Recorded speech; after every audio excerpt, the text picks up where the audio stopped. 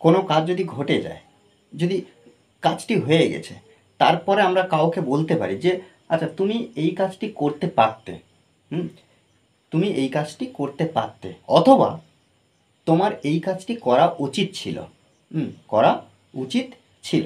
দেখো এখানে সেই ধরনের কিছু এক্সপ্রেশন আমরা ব্যবহার করব, বা এর আরও কিছু, এই বাক্য ছাড়া আমরা আরও নতুন নতুন কিছু বাংলা বাক্য খুব সহজে ইংলিশে ট্রান্সলেট করব। যেমন কি, রান্না করা তার প্রতিদিনের অভ্যাস, পড়ানো আমার প্রতিদিনের দায়িত্ব। দেখো এই যে বিষয়গুলো আমরা শেষে একটু দেখব। দেখো এখানে কি, তুমি সেখানে যেতে পারতে, এই যে দেখো সেখানে যেতে পারতে, তুমি আমাকে সাহায্য করতে পারতে। কি করতে পারতে না, সাহায্য করতে পারতে। আর এখানে দেখো তোমার সেখানে যাওয়া উচিত ছিল। তাহলে এখানে দুটো এক্সপ্রেশন আমরা দেখতে পাচ্ছি, একটা কি কোনো কাজ করতে পারতে, আর একটা উচিত ছিল।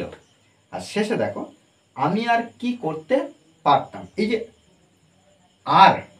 আর কি করতে পারতাম, আমি আর কি মানে আরও কিছু কি করতে পারতাম, এই বিষয়টা। আর আরও কিছু এই বাক্য ছাড়া আমরা নতুন নতুন আরও কিছু বাংলা বাক্য ইংলিশে ট্রান্সলেট করবো। দেখো এর ক্ষেত্রে কি, তুমি সেখানে যেতে পারতে, তাহলে এখানে আমরা সাবজেক্ট বসাবো ইউ।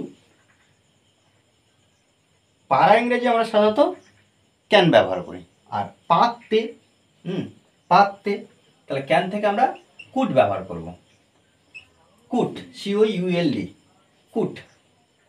আর কুড, এই যে যেতে পারতে, অর্থাৎ দেখো ভার্বের সঙ্গে বাধ্যতামূলক তুমি এই কাজটি করতে পারতে, হ্যাঁ আমি এই কাজটি করতে পারি, সেক্ষেত্রে শুধু এই যে আমি পারি, I can do this work, আমি এই কাজটি করতে পারি, সেক্ষেত্রে শুধু ক্যান ব্যবহার করলে হয়ে যেত। আর এখানে দেখো করতে পারতে, এই যে কুড তারপরে হ্যাভ ব্যবহার করব।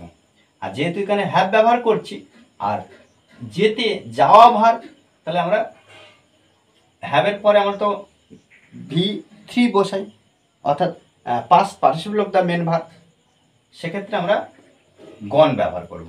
তাহলে ইউ কুড হ্যাভ গন, কোথায়, সেখানে, দেয়ার। ওকে, দেখো এভাবে যখন এই বিষয় থাকবে তখন আমরা ট্রান্সলেট করব। দেখো তুমি আমাকে সাহায্য করতে পারতে, তাহলে দেখো ইউ কুড হ্যাভ, এই যে সাহায্য করা, হেল্পড, দেখো এটা কিন্তু V3, অর্থাৎ পাস্ট পার্টিসিপল ফর্ম, এটাও V3। তাহলে ইউ কুড হ্যাভ হেল্পড কাকে, আমাকে। ওকে, তারপর দেখো তোমার সেখানে যাওয়া উচিত ছিল, উচিত ছিল। আর উচিত ছিল, সেক্ষেত্রে দেখো ইউ তোমার, এক্ষেত্রে আমরা কি করব, শুড হ্যাভ ব্যবহার করব। উচিত ছিল, উচিত অর্থ আমরা সাধারণত শুড ব্যবহার করি, হ্যাঁ উচিত অর্থ, কিন্তু এখানে উচিত ছিল, শুধুমাত্র শুড ব্যবহার করলে হবে না, শুড হ্যাভ ব্যবহার করব।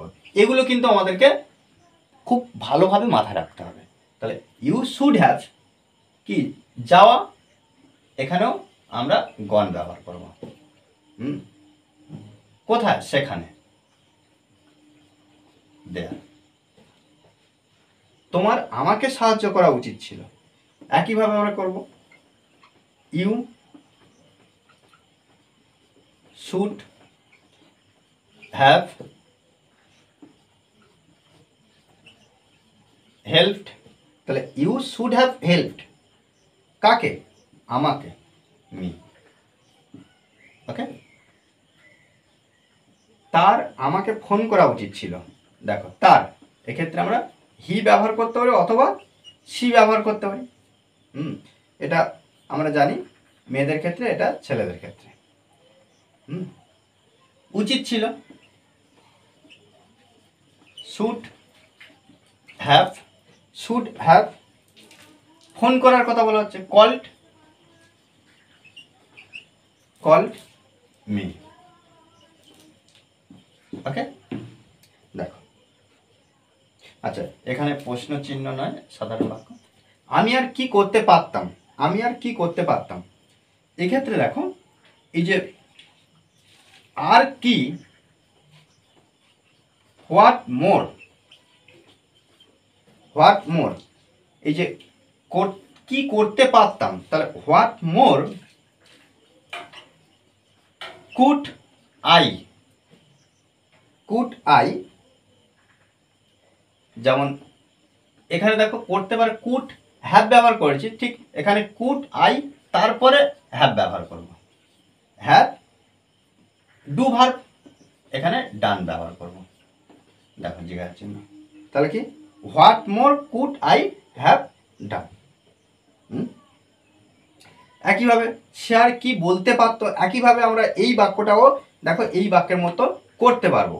কোনটা না, কুড হ্যাভ ব্যবহার করে, যেহেতু প্রশ্নমূলক বাক্য কুড হ্যাভ ব্যবহার করবো। আচ্ছা, আরও কিছু বাক্য দেখো, রান্না করা আমার প্রতিদিনের কাজ। তাহলে এই যে রান্না করা আমার প্রতিদিনের কাজ, পড়ানো আমার প্রতিদিনের দায়িত্ব, কাপড় কাচা তার প্রতিদিনের কাজ, এটা করা তার প্রতিদিনের স্বভাব।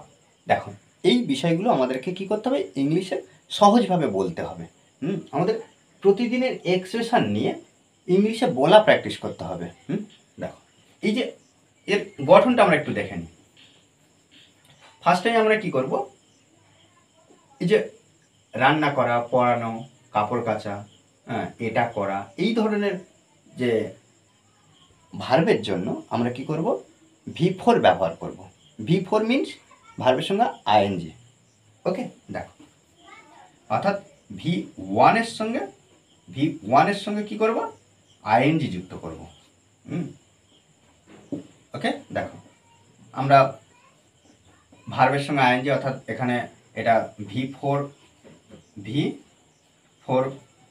ব্যবহার করব, তারপরে আমি যার মধ্যে যে কোনো একটা, আর তারপর দেখো তার বা আমার এই সাবজেক্টের জন্য কি করব, অ্যামিজারের পরে ব্যবহার করব, তারপরে এভরিডে, তারপর নাউন। রান্না করা, তাহলে এখানে আমরা দেখো কুকিং, কুকিং, কুকিং রান্না করা। দেখো এখানে এই যে ভার্বটা শুধুমাত্র রান্না করা হয় এভাবে কিন্তু আমরা বলতে পারি। সেক্ষেত্রে দেখো কুকিং ইজ, রান্না করা হয় আমার প্রতিদিনের কাজ, মাই এভরিডে,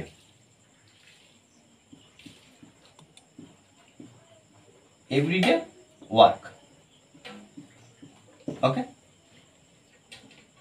পড়ানো আমার প্রতিদিনের দায়িত্ব, তাহলে এখানে দেখো টিচিং, টিচিং ইজ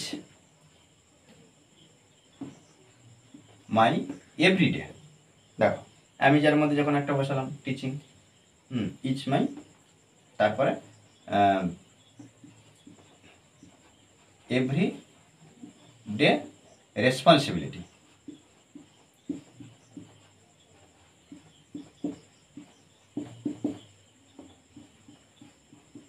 ওকে, দেখো রেসপন্সিবিলিটি এটা কিন্তু নাউন, যেমন ওয়ার্ক এটা কিন্তু ভার্ব না, নাউন হিসেবে ব্যবহার হয়েছে, আর এখানে রেসপন্সিবিলিটিও নাউন।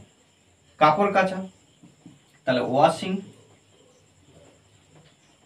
ওয়াশিং ক্লোথস, কার তার, হার ব্যবহার করতে পারি বা হিজ ব্যবহার করতে পারি। ক্লোথস হার, এভরিডে, এভরিডে কাজ ওয়ার্ক। ওকে, এটা করা তার প্রতিদিনের স্বভাব, ডুইং দিস, এটা করা, ইচ হয় তার, হিজ এভরিডে, এভরিডে কি স্বভাব, হ্যাবিট। ওকে, দেখো দেখো এভাবে কিন্তু আমাদেরকে খুব সুন্দরভাবে প্র্যাকটিস করতে হবে। মনে রাখতে হবে যে প্র্যাকটিসের বিকল্প কিছু নেই, আমরা যত প্র্যাকটিস করবো তত কিন্তু ইংলিশে ইমপ্রুভ করতে পারবো। ওকে, আর এই ক্লাসটি যদি ভালো লাগে অবশ্যই লাইক কমেন্ট শেয়ার, আর যারা এখনও পর্যন্ত এই চ্যানেলটি সাবস্ক্রাইব করেননি তারা অবশ্যই চ্যানেলটি সাবস্ক্রাইব করে পাশে থাকবেন। Okay, thanks for watching this video.